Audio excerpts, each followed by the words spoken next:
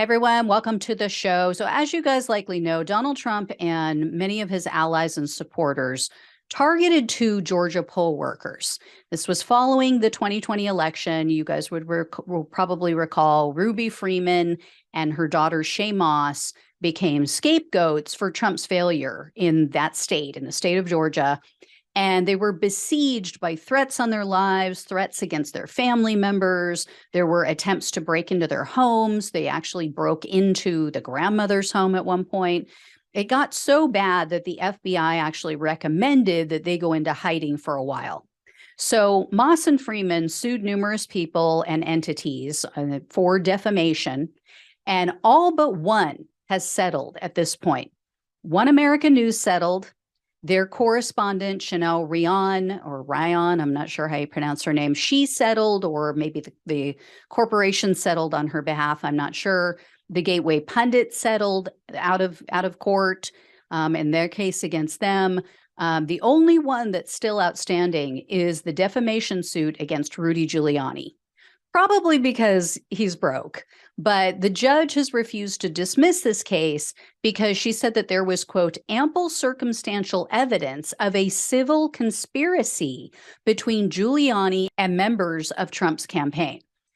Giuliani, though, has been bobbing and weaving. He's been trying to delay his deposition in this case. And his attorney appeared in court. This was a couple weeks back.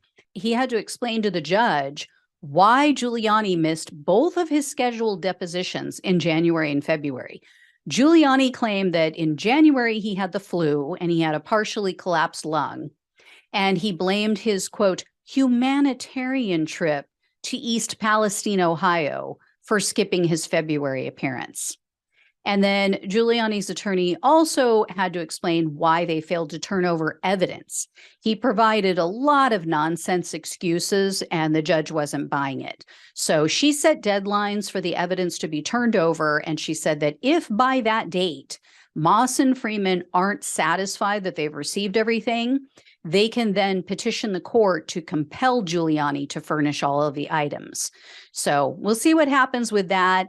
And Moss and Freeman are also pushing to get Giuliani's unfettered testimony, because up until now, he's used attorney-client privilege to keep his communications with Trump secret.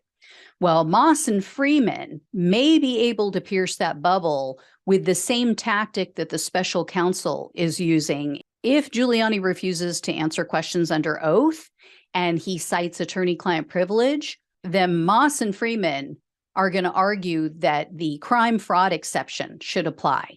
And they could force him to either spill the tea or plead the fifth to avoid incriminating himself. But if I'm not mistaken, this is a civil suit, and Giuliani's invocation of the Fifth Amendment could be used against him. It would not be good. I remember hearing that in other civil cases.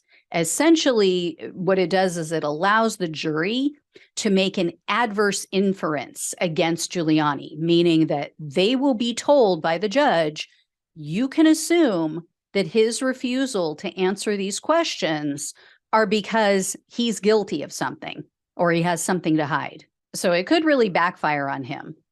Ultimately, though, Giuliani has no money and he's lost almost all credibility. So I believe their true target is Trump, and they've yet to file a suit against him, but it's possible that they still could. You know, from what I've read, the statute of limitations has run out for defamation, but, you know, you never know. There might be some other violations out there that they could use to nail him. I'm sure they could find a creative attorney or law firm that could come up with something.